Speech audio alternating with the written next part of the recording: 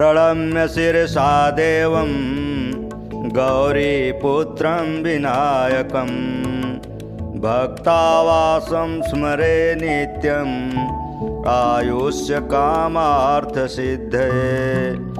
प्रथमं वक्रतुण्डं च एकदन्तं द्वितीयकं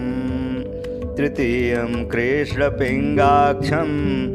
गजवक्त्रं चतुर्थकं लम्बोदरं पञ्चमं च षष्ठमं विकटमेव च सप्तमं विघ्नराजं च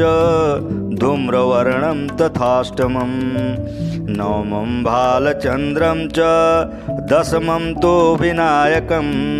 एकादशं गणपतिं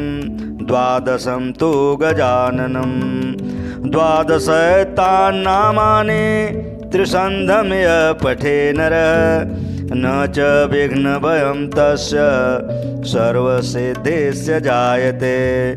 विद्यार्थी लभते विद्यां धनार्थी लभते धनं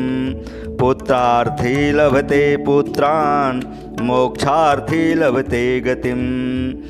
जपेत् गणपतिमस्तोत्रं खड्भिर्मासे फलं लभेत् संवत्सरेण सिद्धिं च लभते नात्र संशयः संवत्सरेण सिद्धिं च लभते नात्र संशयः।